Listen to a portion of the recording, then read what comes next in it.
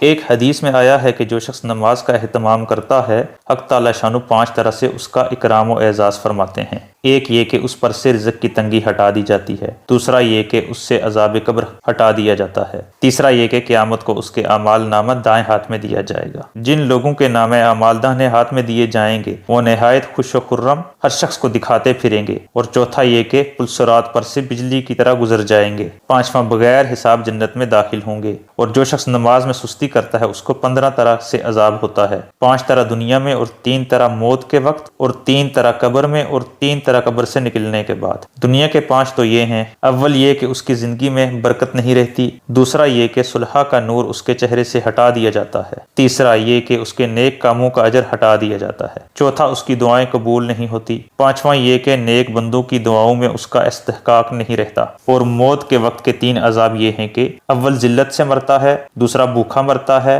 تیسرا پیاس کی شدت میں موت آتی ہے، اگر سمندر بھی پی لے تو پیاس نہیں بجھتی۔ قبر کے 3 عذاب یہ ہیں، اول اس پر قبر اتنی تنگ ہو جاتی ہے کہ پسلیاں ایک دوسرے میں گھس جاتی ہیں، دوسرا قبر میں آگ جلا دی جاتی ہے، تیسرا قبر میں ایک سانپ اس پر ایسی شکل کا مسلط ہوتا ہے جس کی آنکھ آگ کی ہوتی ہے اور ناخن لوہے کے، اتنے لمبے کہ ایک دن پورا چل کر اس کے ختم تک پہنچا جائے، اس کی آواز بجلی کی کڑک کی طرح ہوتی ہے، وہ یہ کہتا ہے کہ مجھے میرے رب نے تجھ پر مسلط کیا ہے کہ تجھے صبح کی نماز ضائع کرنے کی وجہ سے آفتاب کے نکلنے تک مارے جاؤں، اور ظہر کی نماز ضائع کرنے کی وجہ سے عصر تک مارے جاؤں، اور پھر عصر کی نماز ضائع کرنے کی وجہ سے غروب تک، اور مغرب کی نماز کی وجہ سے عشاء تک، اور عشاء کی نماز کی وجہ سے صبح تک مارے جاؤں۔ جب وہ ایک دفعہ اس کو مارتا ہے تو اس کی وجہ سے وہ مردہ 70 ہاتھ زمین میں دس جاتا ہے۔ اسی طرح قیامت تک اس کو عذاب ہوتا رہے گا۔ اور قبر سے نکلنے کے بعد کے 3 عذاب یہ ہیں کہ ایک حساب سختی سے کیا جائے گا، دوسرا حق تعالی شانو کا اس پر غصہ ہوگا، تیسرا جہنم میں داخل کر دیا جائے گا۔ یہ کل میزان 14 ہوئی، ممکن ہے کہ 15ویں بھول سے رہ گیا ہو، اور ایک روایت میں یہ بھی ہے کہ اس کے چہرے پر 3 سطریں لکھی ہوئی ہوتی ہیں، پہلی سطر او اللہ کے حق کو ضائع کرنے والے، دوسری سطر اللہ کے غصے کے ساتھ مخصوص، تیسری سطر جیسا کہ تو نے دنیا میں اللہ کے حق کو ضائع کیا